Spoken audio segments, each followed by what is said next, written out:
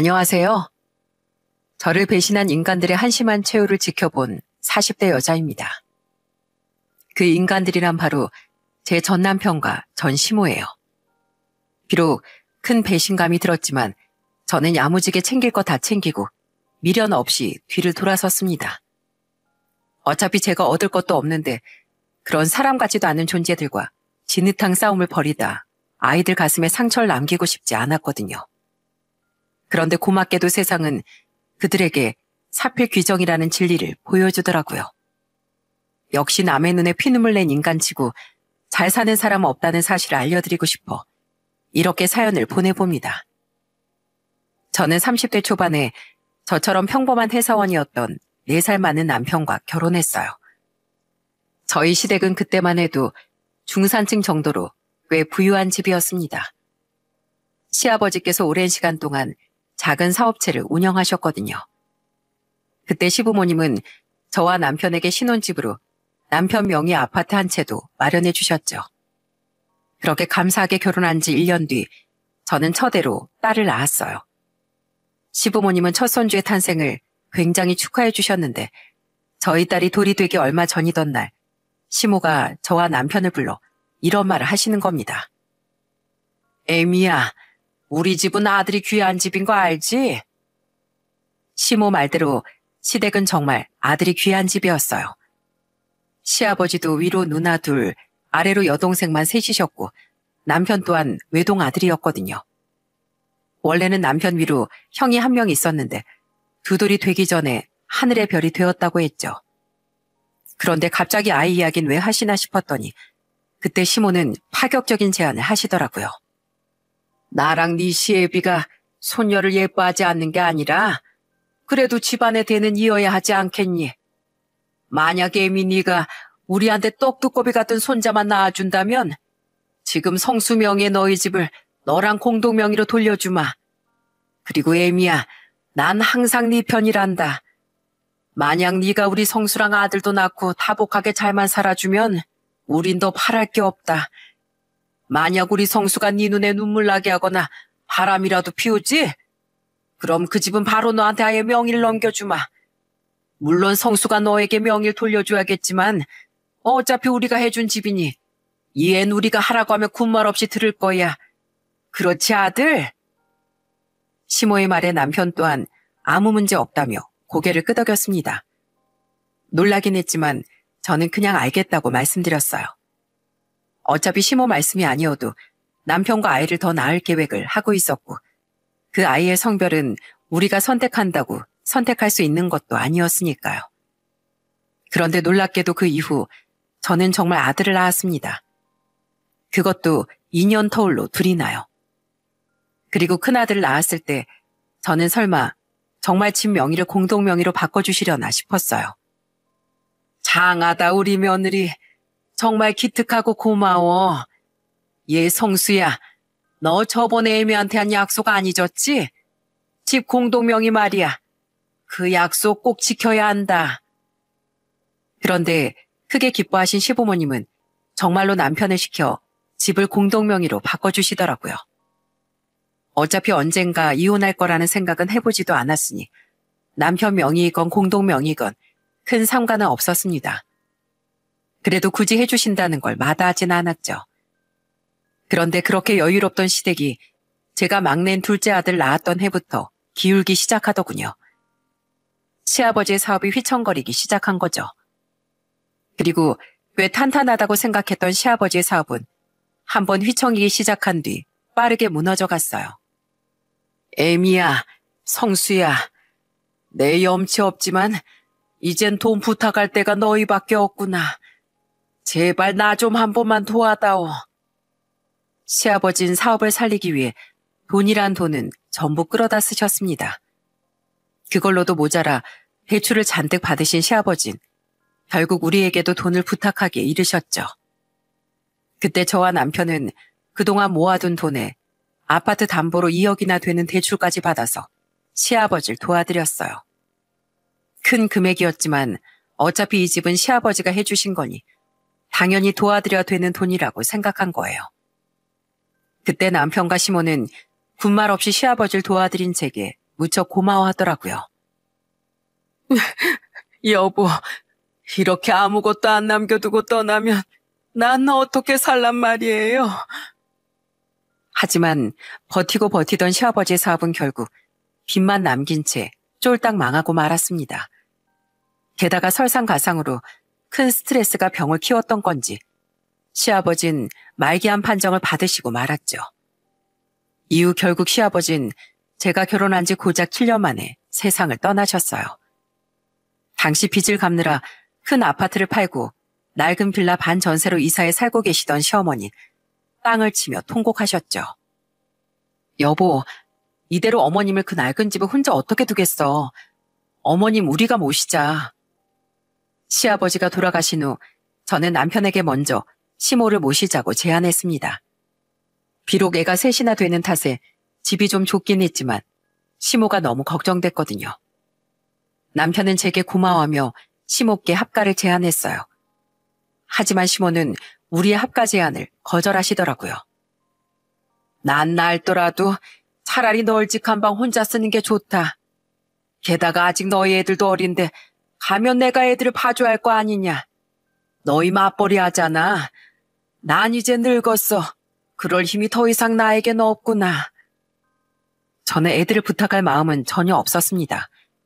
하지만 시모는 살다 보면 절대 그렇지 않을 거라며 극구 거절하더라고요. 시모는 평소에도 우리 애들을 예뻐하긴 했지만 애들이 조금이라도 칭얼대면 은근슬쩍 제게 애들을 다시 맡기고 자리를 뜨던 분이셨거든요. 할 수 없이 저희 부부는 혼자 남으신 시모의 집에 전보다 더 자주 왕래하려 애쓰며 살기 시작했죠. 이후 혼자 사시게 된 시모는 시아버지가 남겨둔 재산이 거의 없어 식당 설거지를 구하셨어요. 전세가 아닌 반전세집이니 다달이 약간이나마 월세를 내야 했고 생활비도 벌어야 했으니까요. 어머님, 평생 일해보신 적 없던 분이 많이 힘드시죠? 저희가 더 잘 모셔야 하는데 그러지 못해서 죄송해요. 이거 얼마 안 되는데요. 제가 애들 아빠랑 별개로 따로 조금씩 모아둔 돈이에요. 생활비에 보태 쓰세요. 저와 남편은 시모를 더 도와드리고 싶었습니다. 하지만 애들이 셋인데다 시아버지께 빌려드렸던 2억의 대출 빚을 갚느라 우리도 등골이 휠 지경이었기에 그럴 수가 없었어요. 또한 대출을 받으며 모아둔 돈도 시아버지께 거의 다 드렸었기에 여윳돈도 별로 없었죠. 그래도 저는 어떻게든 조금씩 돈을 모아 시모께 용돈을 쥐어드리기도 하고 반찬도 한 번씩 대량으로 만들어다 드리며 며느리로서 최선을 다해 효도하려고 노력했어요. 또 외로우실 시모를 위해 남편 없이도 최대한 짬을 내서 시모를 찾아가 말동무를 해드리기도 했죠. 어머님, 오늘은 일할 때 별일 없으셨어요? 저번 식당에선 식당 주인이 엄청 갑질해서 힘들어하셨잖아요. 이번 사장님은 괜찮으세요? 또 어머님 괴롭히면 말씀하세요. 제가 쫓아가서 다 뒤집어 엎어드릴게요. 에휴, 고맙다 애미야. 내 남편도 잃고 너마저 없었으면 서러워서 어떻게 살았겠니. 우리 아들은 남자여서 그런지 너보다 영 무뚝뚝하잖아. 저도 부모님이 있는 한 사람의 자식으로서 시모가 너무 안쓰러웠습니다. 때문에 저는 시모를 제 엄마다 생각하고 극진히 챙겼어요. 그런 저에게 늘 고맙고 미안하다며 시모는 제 손을 잡고 눈물도 많이 흘리셨죠. 그렇게 시모를 챙겼을 뿐 아니라 저는 한 사람의 아내이자 아이들의 엄마로서도 정말 최선을 다해 살았습니다. 특히 저는 거액의 빚을 갚으며 조금이라도 돈을 모으기 위해 허리띠를 정말 바짝 조이고 살았어요. 얘들아, 여보, 밥 먹자. 와, 내가 제일 좋아하는 고등어다. 어? 엄마, 근데 왜 우린 반토막식 고등어가 다 옆에 있는데 엄마 밥그릇 옆에만 없어요? 엄만 생선이나 고기 별로 안 좋아해. 엄만 밥에 김 싸 먹는 게 제일 좋아. 여보, 당신 양말에 구멍 났어. 회사에서 사람들이 그런 거 보면 남편이 날 욕해. 제발 양말도 옷도 나랑 애들 것만 사지 말고 당신 것도 좀 사. 아니면 어머니께 당신이 따로 드리던 용돈 한 번씩 드리지 말고 그걸로 사던가. 신발 신으면 잘 보이지도 않는데 뭐하러. 잘 꿰매서 신으면 돼. 그리고 어머님 혼자 그 집에서 지내시는 거 안쓰럽지도 않아? 외아들인 당신이 그러면 안 되지. 게다가 당신하고 애들 것도 비싼 거 사는 거 아니야. 그래서 애들한테 항상 미안해서 어쩔 줄을 모르겠어. 당신한테도 항상 아끼라고만 말해서 미안해.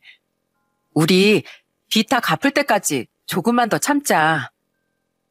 저는 살림을 아끼고 아끼며 특히 저에겐 10원짜리 한 장 쓰는 것도 아까워했습니다.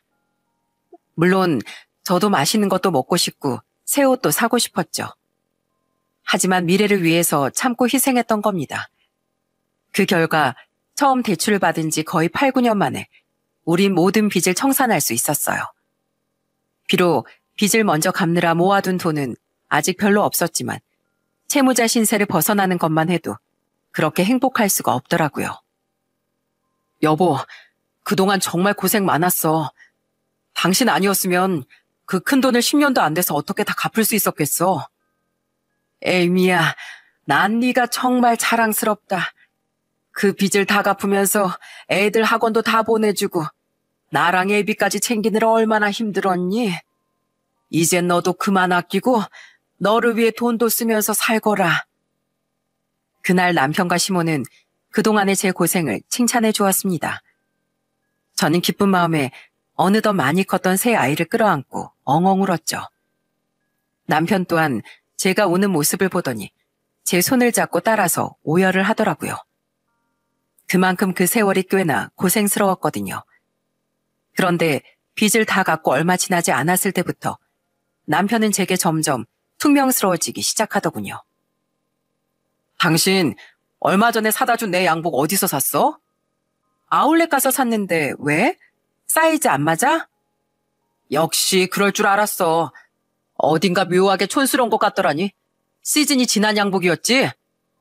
당신 언제까지 그렇게 궁상 떨고 살 거야? 이제 고생도 끝났는데 양복 한 벌 정도는 백화점 가서 신상 멋들어지게 한 벌 뽑아와도 되지 않아? 뭐? 왜 갑자기 트집이야? 아울렛에서 샀어도 그거 충분히 비싸고 좋은 브랜드야. 게다가 중요한 자리에 입고 가는 것도 아니고 회사에 그냥 입고 출근하는 건데 당신이 뭐 회사 대표라도 돼? 몇십이나 되는 양복보다 더 좋은 양복이 왜 필요해? 몇십? 아무튼 당신 그 궁상 맞은 씀씀이 좀 이제 고쳐. 양복 색깔도 저게 뭐야? 색이면 어때서? 그거 직원들이 직접 추천해준 인기 있는 색깔이거든? 왜 갑자기 트집이야? 여보, 당신은 집에서 팩 같은 거 안 해? 당신 얼굴에 주름 좀 봐. 이제 나이 40대 중반인 사람이 무슨 쭈그렁탱이 할망구 같아. 뭐래? 살면서 내가 피부 신경 쓰고 살 여유가 어디 있었어. 그리고 내가 할망구면 당신은 하라방탱이게? 그렇게 내 피부가 걱정되면 팩이라도 한 장 사다 주고 그런 말을 하던가. 당신 진짜 요새 왜 이렇게 시비야? 체력이 남아돌아? 그래서 이래? 게다가 시간이 흐를수록 남편은 퉁명스러움을 넘어 제게 이유 없는 트집까지 잡아대기 시작했어요. 평생 제게 고마워하고 미안해했으면 했지 이런 적은 없던 사람이 대체 왜 이러나 싶더라고요. 그렇게 결혼 후 저와 남편은 처음으로 사이가 멀어지기 시작했어요. 마음이 멀어지니 집에도 들어오기 싫었는지 남편은 귀찮다고 안 나가던 회식에 회사 친목 모임까지 꼬박꼬박 나가기 시작하더라고요. 당신 집에 와서 애들이랑 시간 좀 보내. 왜 그렇게 허구한 날 자꾸 술을 마시고 다녀? 내가 뭐 돈 벌어오는 기계냐? 나도 여태 가장으로서 열심히 살았어. 그럼 이제 좀 나 즐기고 싶은 대로 살아도 되잖아. 그럼 난 돈 벌고 살림만 하는 기계야? 왜 자꾸 내가 말만 하면 12조로 대답을 해? 당신 요즘 진짜 이상해? 더 이상한 건 남편이 변한 그 시기에 시모까지 저를 향한 태도가 함께 변해버렸다는 겁니다. 원래 저를 보기만 해도 고마워하고 반가워하던 시모는 갑자기 저만 보면 짜증을 내고 비교질을 그렇게 하더라고요. 얘, 넌 웃는 게 왜 그렇게 안 예쁘니? 누군 입도 손으로 조신하게 가리고 여성스럽게 호호하고 웃더만 넌 무슨 웃기만 하면 콸가란 아줌마 같아? 아줌마니까요. 그리고 언젠 제가 웃는 소리만 들어도 기분이 좋아지신다면서요. 애미 넌 왜 그런 선머슴 같은 청바지에 티만 입고 다녀? 누군 나이는 너랑 비슷해도 화장도 예쁘게 하고 원피스 같은 여성스러운 옷 잘만 입고 다니던데. 아유, 같이 다니기 창피하게 시리. 창피하다고요? 어머님, 무슨 말씀을 그렇게 서운하게 하세요? 제가 평생 허리띠 조이면서 일하랴 살림하랴 애들 키우랴 저 꾸밀 시간이 어디 있었겠어요. 그리고 저번부터 자꾸 저를 누구랑 비교하시는데 그 누구가 대체 누구예요? 그래도 어른 말이라 처음엔 참았었는데 듣다 보니 치밀어 오르는 짜증을 더는 참을 수가 없더군요. 또한 그렇게 비교해대는 그 누구가 대체 누군가 싶어 저는 시모에게 쏘아붙이듯 물었어요. 하지만 시모는 그냥 길거리에 사람들 보고 너랑 비교돼서 말하는 거지. 시애미가 그렇다고 하면 그런 줄 알지. 뭘 또 그렇게 캐물어? 넌 어째 날이 갈수록 정이 안 가니? 어머님, 제가 그동안 제 남편보다도 더 어머님을 챙겼다는 건 어머님도 부정 못하실 거잖아요. 그런 저한테 자꾸 이런 식으로 말하시는 거, 그리고 저한테 정이 안 간다는 서운한 말까지 하신 거 진짜 실수하시는 거예요. 대체 왜 이러시는지 물어도 대답도 안 하시는데 그럼 저도 이제 여기 안 올래요. 저도 사람인데 너무 기분 나빠요. 제가 반찬을 해다 드려도 평소처럼 안부전을 하기만 해도 짜증부터 내던 시모에게 저도 크게 기분이 상했습니다. 때문에 전처럼 시모를 챙기지도 않고 시댁의 발길도 잘 하지 않았죠. 당시 시모처럼 제게 퉁명스러워졌던 남편과도 서먹해졌을 때라 하소연할 수도 없고 정말 너무 속상했어요. 대체 이 사람들이 동시에 나한테 왜 이러나 싶더라고요. 그리고 그들이 그렇게 변하기 시작한 지 1년이 조금 더 지난 어느 날 저는 드디어 그 이유를 알게 됐습니다. 갑자기 점심시간에 맞춰 저희 회사 근처로 찾아온 시모의 의외 말이죠. 저희 회사 근처까진 무슨 일이세요? 네, 중요하게 할 말이 있어서 왔다. 중요한 말이요? 그게 뭔데요? 아직 시모에게 감정이 상해 있던 전 썩 부드럽지 않은 목소리로 시모에게 찾아온 이유를 물었습니다. 그런데 그런 저보다 시모는 더 냉정하고 카랑카랑한 말투로 제게 할 말이 있다고 하더라고요. 그리고 그 시모의 할 말이라는 걸 들은 순간 저는 망치로 머리를 한 대 맞은 듯한 충격을 받고 말았어요. 있잖니? 너희만 우리 아들이랑 이혼하는 게 좋겠다. 네? 이혼이요? 지금 갑자기 무슨 말씀을 하시는 거예요? 시모는 뻔뻔하게도 갑자기 저에게 남편과 이혼을 요구한 거예요. 황당했습니다. 남편도 아닌 시모에게 이혼 요구를 받고 있는 이 상황이요. 시모는 황당해하는 제게 셀쭉한 표정을 지으며 더더욱 경악스러운 얘기를 해주더군요. 나이가 40 중반이 넘은 너한테 이제 와서 이런 말 하는 건 미안하지만 아무리 봐도 넌 우리 집 며느리감이 아닌 것 같아. 네? 며느리감이 아니라고요? 어머님 아들이랑 15년을 산 제가 이제 와서요? 그래. 에휴, 내 질질 끌 것 없이 단도직입적으로 말하마. 요새는 어차피 간통죄도 폐지됐잖니?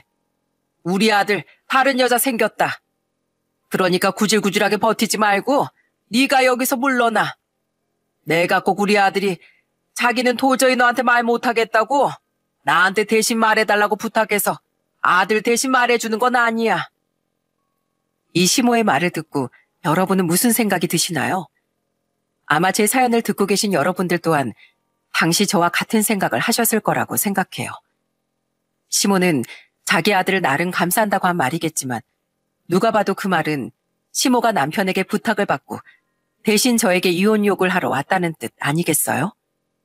제 남편은 일을 저질러 놓고 용기는 낼 생각도 없는 썩어 빠진 놈이었던 겁니다.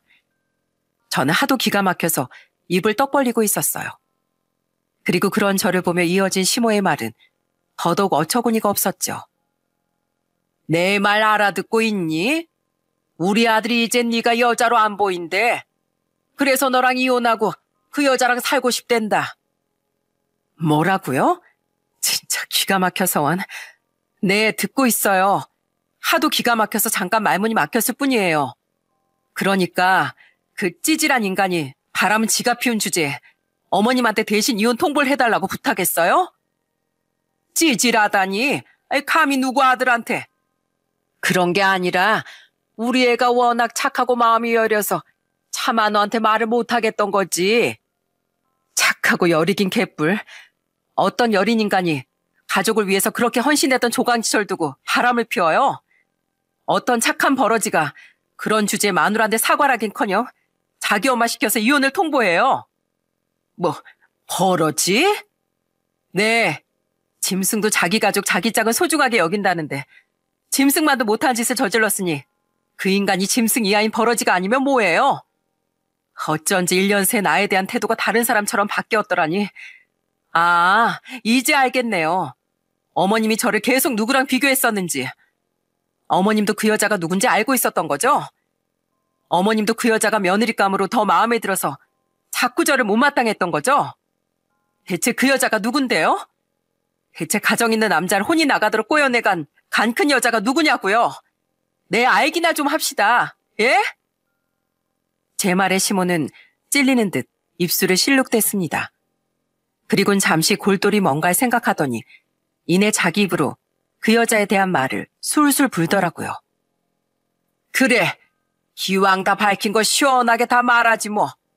밝힌다고 법적 처벌을 받게 되는 것도 아닌데 오히려 말을 해줘야 네가 포기가 빠르겠지? 그래, 나도 내 새며느리 될 그 애가 훨씬 마음에 든다. 걔가 원래 우리 아들이랑 우리 아들 20대 시절에 5년이나 만났던 애였어. 근데 고작 우리 아들이 20대 후반 나이에 결혼하겠다고 집에 데려왔길래 그땐 걔 쫓아냈었다. 집이 못 살아도 어느 정도였어야지. 부모도 없고 집도 찢어지게 가난한 애였으니까. 아무리 요즘이 집안 따지고 그런 시대가 아니라지만 귀한 외아들을 어떻게 그런 애한테 장갈 보냈겠어? 남편과 바람난 상간녀의 정체는 남편이 20대 시절 결혼까지 하려고 했던 전 여자였더군요. 남편에게 아주 오래전 지나가듯 딱 한 번 들은 적이 있는 사람이었죠. 오랫동안 사귄 사람이 있었는데 너무 심한 집안 차이 때문에 결국 결혼하지 못하고 헤어졌다고요.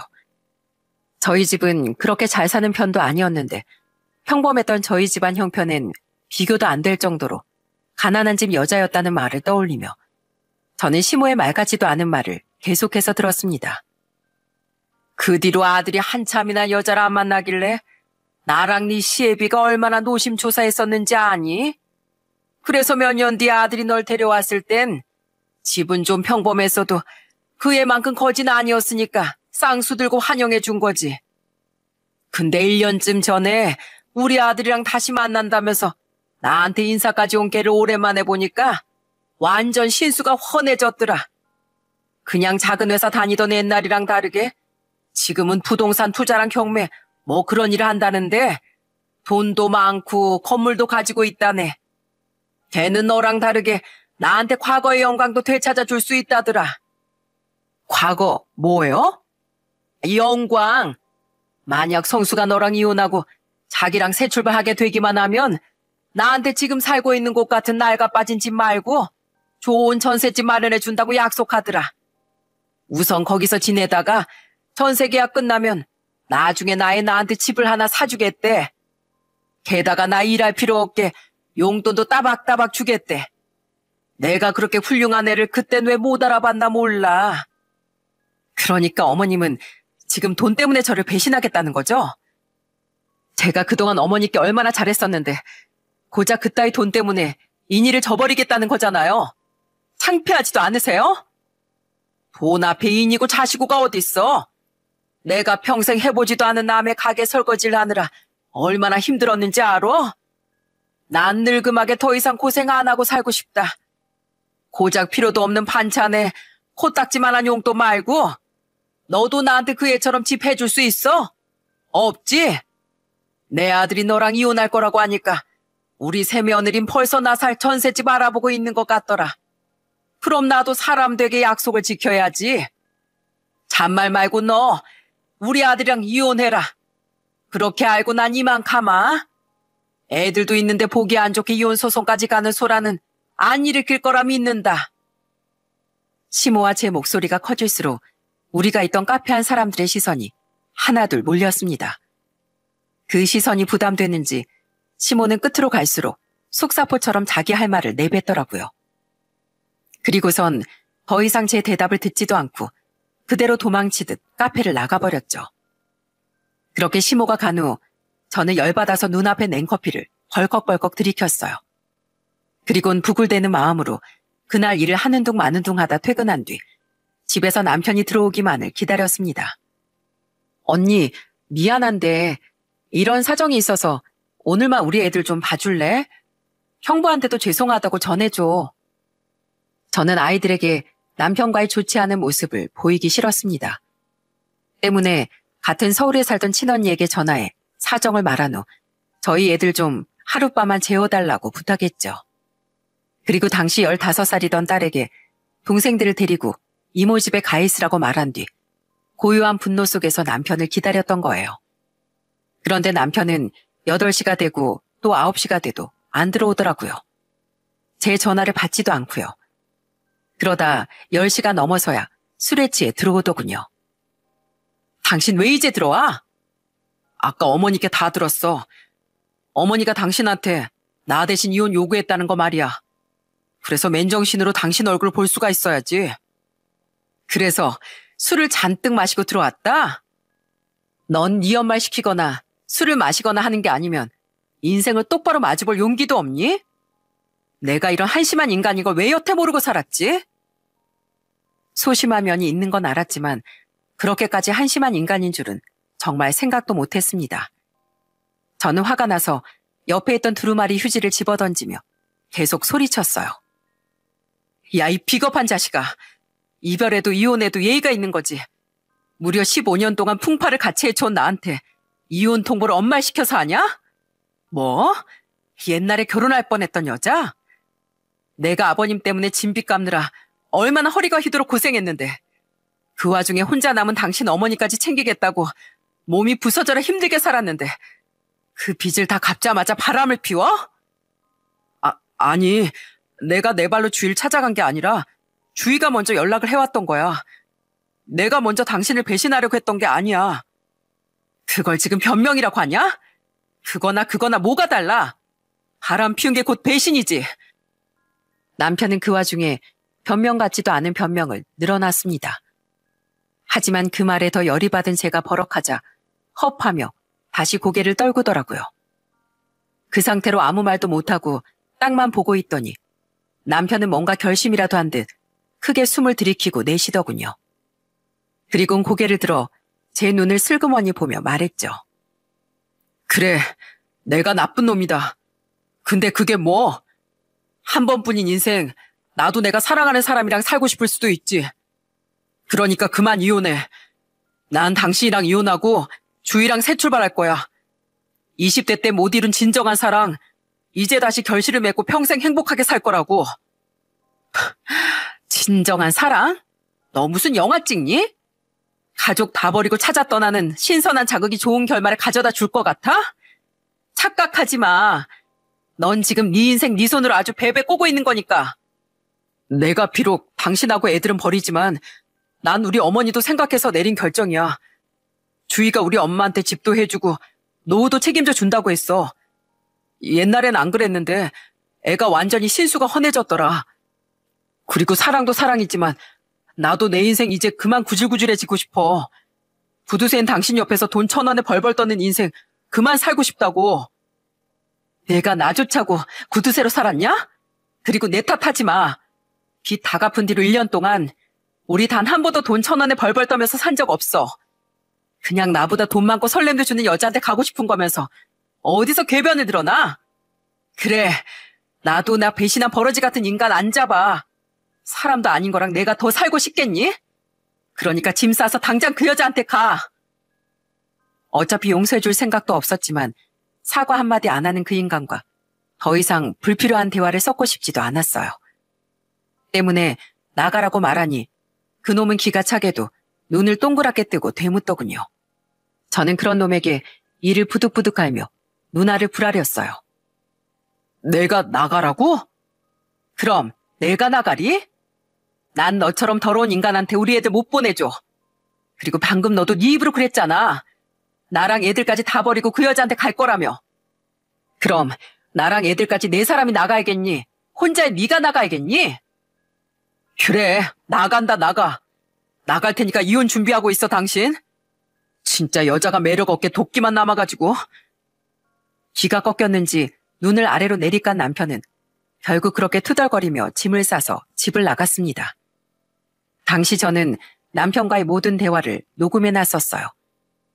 제 친구 중엔 저처럼 남편이 바람나 이혼한 친구가 한 명 있었습니다. 그날 저는 남편을 기다리며 그 친구에게 전화해 조언을 구했었는데 그 친구가 그러더라고요. 무조건 지금부터 모든 대화를 녹음해 증거를 많이 남기라고요. 그래야 이혼할 때 더 유리하다면서요. 저는 친구의 조언을 충실히 따랐던 거죠. 그리고 1시간 뒤 시모에게 전화가 왔을 때도 저는 마찬가지로 통화 내용을 전부 녹음했어요. 야, 너 내 아들 쫓아냈냐? 우리 아들이 너한테 쫓겨나서 지금 우리 새며느리네로 갔다고 전화 왔더라. 네, 그게 왜요? 그게 왜요? 아무튼 싹바가지 없긴. 우리 아들 쫓아낸 건 마음에 안 든다만 아무튼 너도 그럼 순순히 이혼하기로 한 거 맞지? 우린 이혼에 대한 우리 의지 충분하게 설명했다. 그리고 우리 새며느리가 애들을 못 받아준다니까 애들은 네가 알아서 키워. 우리 아들이 너한테 양육비도 다 준다더라. 어차피 우리 돈 많은 새며느리가 다 내줄 거니까. 언젠 아들이 그렇게 귀하다더니 돈 앞에서 집안 대를 잇고 뭐고 없나 봐요? 지금 내 코가 석잔데 이 시집안 대가 문제니? 대를 잇는 것도 다 돈이 있어야지. 그리고 난 따지고 보면 이 시도 아닌 고시야. 그러니까 여유롭던 예전이랑 다르게 이 시집안 대를 잇는 것보다 내 팔 잡히는 게 먼저지. 정말 돈이라는 게 무섭기는 무섭다 싶더군요. 언제 자신이 손자거리고 세상에 둘도 없는 며느리라며 저를 예뻐했냐는 듯 무섭게 돌변한 시모의 태도를 보니 말이죠. 하지만 아무리 배신감이 컸다고 한들 이미 저랑 남남이 되기로 한 사람에게 원망스럽다느니 어쩌니 하는 말은 더 이상 할 필요가 없다고 생각했습니다. 그런 말씨름을 하는 게 저에게 무슨 득이 됐겠어요? 때문에 저는 앞으로 아이들과 살아가기 위해 제게 진정으로 필요한 걸 얻어내는데 집중했어요. 근데 어머님, 기억하시죠? 저희 집 어머님이 아들 낳아준 대가로 공동명의로 바꿔주셨던 거요. 그래, 기억한다. 근데 그게 왜? 그럼 그 뒤도 기억하시겠네요? 어머님 아들이 제 눈에서 눈물 나게 하거나 바람이라도 피우면 제 남편한테 말해서 아예 이 집 명의 제 앞으로 바꿔준다고 하셨잖아요. 어머님이 아까 사람이 약속은 지켜야 한다고 했죠? 그럼 이제 저랑 했던 약속도 지키셔야죠. 그리고 어차피 집을 해주신 건 아버님이지만 아버님 삶 망하기 전까지 제가 모아뒀던 돈 전부 다 드리고 그 뒤에서 2억이랑 거금 대출받아서 도와드렸던 거 다 기억하시죠? 그럼 이 집에 대한 제 지분도 어차피 충분한 거 맞죠? 너 그걸 아직까지 기억하고 있었니? 그리고 그 깎고 좀 감느라 힘들었다고 생색 내는 거야? 네, 기억하고 있고 생색도 내는 거예요.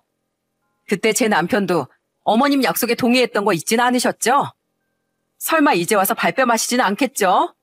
그렇게 약속을 중요하게 생각하는 분이? 저는 최대한 이죽대며 말했습니다. 그 집을 얻어내는 건 당연한 제 권리라고 생각하면서요. 그동안의 제 헌신에 대한 보상을 시모나 남편의 고맙다, 미안하다는 말로 받아봐야 무엇하겠어요. 그게 밥을 먹여주나요? 애들을 키워주나요? 때문에 저는 과거 시모의 약속을 끄집어내서라도 그 집을 받아내려고 했던 거예요. 시모는 제 말에 콧방귀를 끼며 대답했습니다.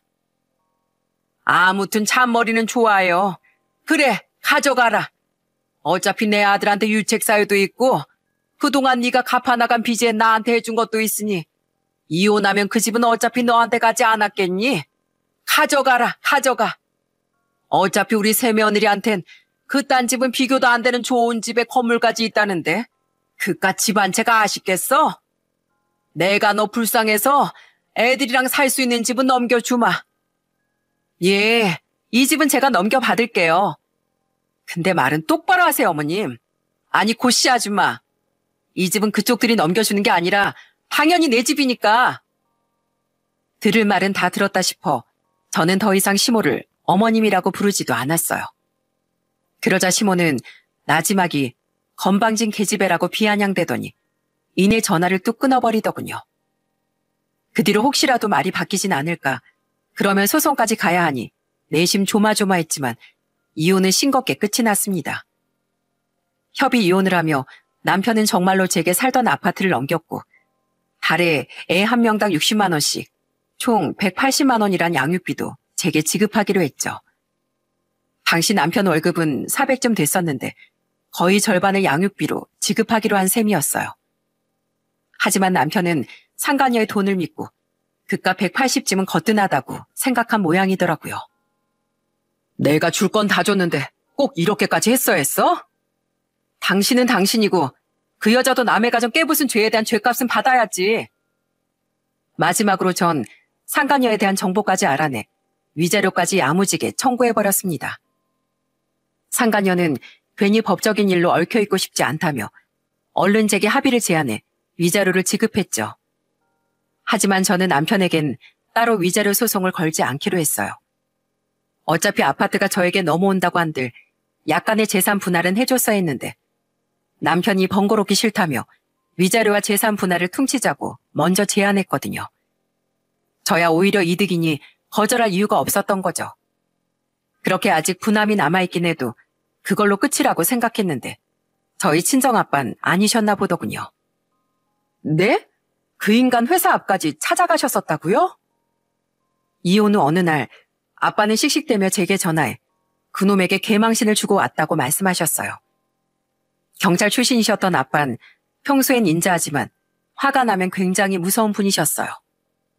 70 중반이 다 된 분이 어디서 그런 힘이 나신 건지 남편에게 이를 갈고 있던 아빠는 결국 그놈의 회사 앞까지 찾아가 호통이란 호통은 다 치고 오셨다고 하더라고요. 간통죄가 폐지됐다고 당당하게 바람을 고백해? 내가 소시적에 간통 저지른 더러운 벌레들을 수십이 넘게 체포한 사람이야. 그래서 감히 내 딸을 배신한 이놈도 내가 혼쭐을 내주려고 찾아왔다. 그래, 간통죄는 폐지됐지만 난 전직 민중의 지팡이로서 평생 네 놈을 주시하면서 살 거야. 그러니까 이 범죄자 자식아, 일평생 어디 조용한 데 처박혀서 숨지기고 살아. 감옥에 처박힌 것처럼 세상에 네 놈이 존재한다는 사실을 아무도 모르게. 내가 너랑 네 애미가 얼마나 잘 사는지 평생 두 눈 부릅뜨고 감시하면서 살 거다. 알았어? 하고 말이죠. 그때 한심하고 찌질한 그놈은 아빠에게 아무 말도 못하고 주랭랑을 쳤다고 하더라고요. 나이 드신 부모님 가슴을 아프게 해드린 일이 너무 죄송해 저는 위험하니 이젠 그러지 마시라고 부탁을 드렸죠. 이혼해서 부모님 가슴에 대못을 박은 불효녀라 죄송하다면서요. 그렇게 이혼한 뒤 전 남편은 양육비만 보낼 뿐 한 번도 애들에게 연락하지 않았습니다. 버러지 같은 인간다운 행동이라고 생각하며 저 또한 그런 전 남편을 무시하고 애들과 열심히 살기 시작했어요. 그런데 1년도 아닌 고작 6개월 뒤 전 시모가 제게 연락을 해오더라고요. 제가 자신의 전화는 당연히 안 받을 걸 알고 저희 딸을 통해서요. 딸에게 휴대전화를 건네받은 전 아이들이 듣지 못하도록 잠시 집 밖으로 나와 통화를 시작했어요. 왜 애한테 이런 전화 심부름을 시켜요? 아, 왜요? 애미야, 우리 다 속았다. 나랑 성수 완전히 망했어. 그런데 제가 전화를 받자마자 전 시모는 울먹거리며 하소연을 하더라고요. 그렇게 들어본 그동안의 이야기는 기가 차고 우습기 짝이 없었습니다. 내 새 며느리, 아니 그 망할 거 있지? 부동산 경매일을 한다더니 알고 보니까 순 사기꾼이었더라. 합법적인 일을 하던 게 아니라 부동산 관련 사기란 사기엔 다 손을 대고 살았나 보더라고. 네? 사기꾼이요? 그래, 심지어 걔 사기죄에 연루돼서 지금 구치소에 들어가 있어. 2달쯤 전에 걔가 경찰에 잡혀가면서 나랑 우리 아들도 그때서야 모든 사실을 알게 됐던 거야. 세상에 어떻게 이런 일이 있을 수가 있니? 더 경악스러웠던 게 뭔지 알아? 우리 아들이 들어가서 살고 있던 그 망할 기집애 집도, 그 기집애가 나한테 구해줬던 전셋집도 전부 다 거짓말이었어. 그 두 집 다 전세도 아닌 단기 계약된 월세집이었다고. 상간녀는 처음부터 끝까지 거짓이 아닌 부분이 없었던 겁니다. 저와 이혼을 하며 전 남편은 상간녀가 살던 아파트에 들어가고 전 시모는 상간녀가 구해준 아파트 전셋집에 들어가 살게 됐었어요. 그런데 사실 그 두 집이 자가와 전세가 아닌 둘 다 최저보증금의 단기계약 월세집이었던 거예요. 그동안 다달이 그들 몰래 월세를 내고 있던 상간녀가 구치소에 들어가면서 월세를 내지 않자 그 두 집의 집주인들은 전 남편과 시모를 쫓아냈다고 하더라고요. 그래서 나랑 성수 지금 낡은 반지하 원룸 빌라에 월세로 새들어서 지내고 있다. 전에 내가 살던 집보다 훨씬 좁고 낡은 집에서 심지어 그 집에 그 짧은 사이 우리 아들한테 돈까지 부탁했었대. 급하게 메꿀 때가 있다고. 그래서 우리 아들이 대출까지 받아서 3천만 원이나 해줬단다. 그리곤 지금 입 싹 닫고 구치소에 들어가 있으니 아주 환장할 노릇이야. 어찌나 기가 차던지 실소까지 흘러나왔습니다. 그런데 의문이 들더라고요. 그 여잔 대체 왜 월세까지 내면서까지 전 남편을 꼬여내려고 했던지요. 그 인간이 돈을 잘 버는 사람도 아니었는데요. 마찬가지로 전 시모와 전 남편도 그게 분통 터지고 궁금해 면회를 가서 그 여자에게 물어봤다고 합니다. 그러자 그 여잔 찾아온 그들을 비웃으며 이렇게 말했다고 하네요. 그냥 아줌마 아들이 오랜만에 생각나서 접근해 본 김에 예전에 날 쫓아낸 아줌마한테 복수도 해주고 싶었어요. 아줌마가 예전에 아줌마 아들 몰래 나한테 전화해서 거진이 거렁뱅이니 욕했던 거 기억나죠? 내가 또 당하면 꼭 갚아줘야 하는 성격이라서요. 물론 첫사랑인 아줌마 아들에 대한 마음도 남아있긴 했는데 막상 다시 만나보니까 별 볼 일 없던데요 뭘. 그래서 언젠가 정리할 거 그 전에 예전에 나 버린 아줌마 아들이랑 나 쫓아낸 아줌마한테 복수나 할까 싶어서 거짓말로 이혼시켜버린 거예요. 뭐야? 뭐 이런 나사 빠진 기집애가 다 있어? 야, 너 그럼 멀쩡히 반전세 집에서 살던 나한테 거짓말로 집까지 왜 얻어줬어? 너 때문에 나 그 반전세집 보증금도 쇼핑하느라 다 써버렸단 말이야. 게다가 용돈 주겠다던 네 말에 다니던 일도 무단으로 그만뒀다고? 원래 날 써주던 데나 계속 써줬지. 이젠 이 나이에 나를 채용해주겠다는 데도 없을 텐데 이제 어쩔 거야? 아줌마한테 왜 굳이 집을 따로 얻어줬냐고요? 그래도 기왕 첫사랑이랑 재회한 거 흥미는 없어도 한동안 외로움이나 달래려고 했는데 아줌마가 같이 살자고 들러붙을까봐 미리 차단시켜버린 거죠. 그리고 내가 아까 말했죠? 아줌마한테 복수하려고 했다고. 자기가 속은 줄도 모르고 냅다 일부터 때려치우면서 좋아하는 꼴이 어찌나 우습던지. 이렇게 갑자기 구치소에 오게 돼서 그 꼴을 오래 못 본 거 하나가 참 아쉽네요. 그러니까 누가 그깟 돈 욕심에 눈이 멀어서 착한 조강지쳐 버리라고 했나? 아주 꼴 조수다 둘 다. 마치 악마처럼 웃던 상간녀의 모습에 전 시모와 전 남편은 경악했다고 합니다. 하지만 끝까지 그들을 비웃으며 면회를 마친 상간녀에게 그들이 할 수 있는 건 아무것도 없었다고 했죠. 상간녀가 진짜로 사기를 치며 모아둔 돈이 많았는지 어쨌는지는 알 수 없지만 어쨌든 전 남편과 전 시모는 완전히 낙동강 오리알이 되어버린 거예요. 그 한심한 상황을 전하며 모렴치하게도 전 시모는 그제야 사과를 해댔어요. 애미야, 우린 이제야 네가 얼마나 소중한 아내이자 며느리였는지 뼈저리게 깨달았다. 우리 진심으로 후회하고 반성하고 있어. 특히 우리 성수는 네가 보고 싶다면서 매일 밤 울기까지 한다. 근데 차마 미안해서 너한테 직접 연락을 못하겠다길래 내가 대신 용기를 낸 거야. 왜요? 또 아줌마한테 대신 전화해서 사과해 달라고 하던가요? 돌아와 달라고도요? 아니, 꼭 우리 아들이 시켜서 전화했다기보단 전곡을 찔리셨나 봐요. 한심하긴. 그렇게 새며느리 주의거리면서 저랑 애들까지 버릴 땐 언제고. 참 양심들도 없으시다. 애미야, 사람은 누구나 실수를 하는 거지 않니? 이제 나도 우리 아들도 누가 진정한 우리 가족인지 확실히 알았다. 앞으로 너한테 진짜로 잘하면서 삼아. 우리 손주들도 너무 보고 싶구나. 제발 우리 좀 다시 받아다오. 고씨 집안 분이라 이씨 집안테는 알 바 아니라던 분이 왜 이제 와서 우리 애들을 찾으세요?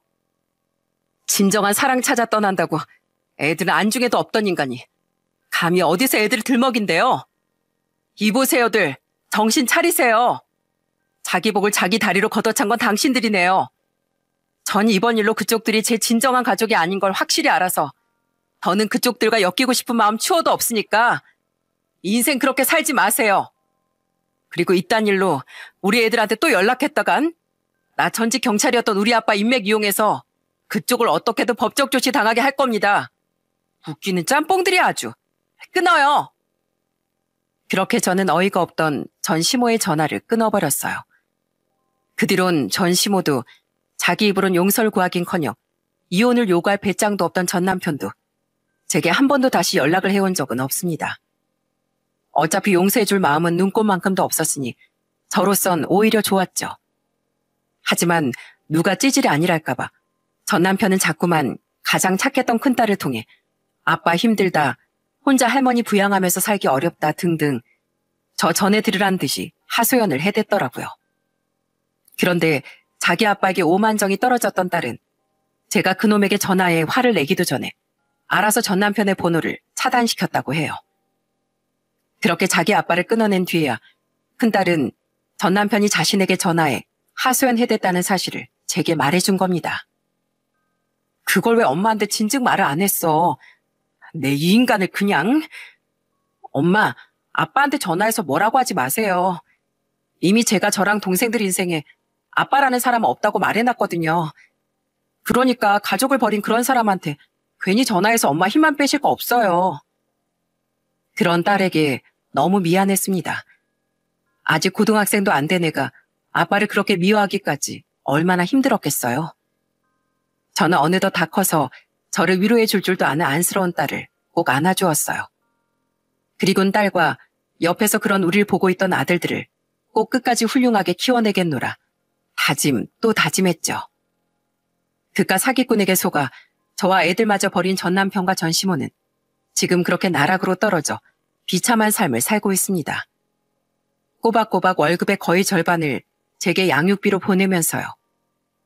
저는 제 사연을 통해 새로운 달콤한 것에 눈을 돌리기보단 현재 가진 것에 더욱 감사하고 충실하자는 말을 하고 싶었어요. 이미 가진 것에 대한 소중함조차 모르는 사람이 진짜 보물을 알아보는 시야를 가지고 있었겠습니까? 그러니까 여러분께선 부디 어리석은 두 모자처럼 괜한 욕심을 부리며 미지수인 미래에 도박을 걸지 마시길 바랍니다. 달콤한 유혹일수록 그 끝엔 뱀의 혀가 도사리고 있는 법이니까요. 그럼 전 여기서 이만 사연을 마치겠습니다. 끝까지 함께해 주셔서 감사드려요. 모두들 행복하세요.